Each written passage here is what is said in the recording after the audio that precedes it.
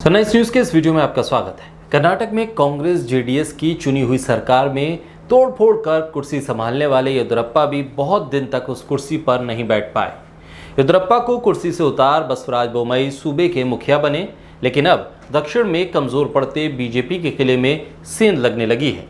दरअसल पैसों और मलाईदार मंत्रालय का लालच देकर कांग्रेस के विधायकों को तोड़कर बीजेपी ने कांग्रेस जेडीएस की सरकार तो गिरा दी, लेकिन अब जब विधायकों से किए गए वादे पूरे नहीं हुए तो विधायकों ने मुंह खोलना शुरू कर दिया है।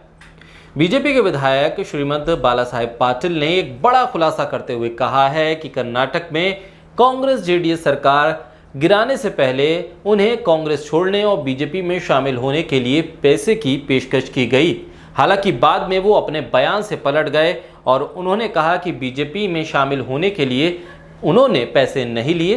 पाटिल ने कहा कि उन्हें बीजेपी में शामिल होने के लिए पैसे की पेशकश की गई थी और उनसे कहा गया था कि वो कितना भी पैसा मांग सकते हैं, लेकिन उन्होंने इसके बजाय लोगों की सेवा के लिए मंत्री पद की मांग की।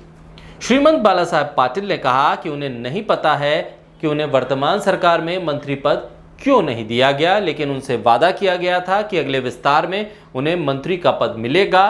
साथ ही उन्होंने कहा कि कर्नाटक के मुख्यमंत्री बसवराज बोम्मई से भी उन्होंने इस बारे में बात की है। श्रीमंत पाटिल कर्नाटक के गायकवाड़ विधानसभा क्षेत्र से विधायक हैं और वो शुरू से कांग्रेस से जुड़े थे, लेकिन जुलाई 2019 में उन्होंने खेमा बदल लिया था और उसके बाद वो लगातार चर्चा में भी थे।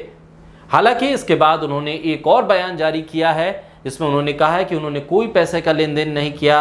वो खुद बीजेपी के पास गए थे। जब पाटिल से ये पूछा गया कि वो बीजेपी का समर्थन क्यों करना चाहते हैं तो उन्होंने कहा कि वो एक अच्छा पोर्टफोलियो चाहते हैं, अगर कोई पैसे की पेशकश करता भी है तो वो उसे नहीं लेंगे।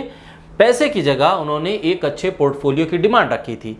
हालांकि सरकार परिवर्तन के बाद उन्हें वो पोर्टफोलियो नहीं मिला, लिहाजा अब उनका दर्द छलक उठा है। ऐसे में सवाल ये उठता है कि राजनीति में जिस तरह से पैसे और पद के लिए निष्ठा बदलती रहती है, ऐसे में चुनी हुई सरकारों को गिरा देना लोकतंत्र में कितना जायज़ है।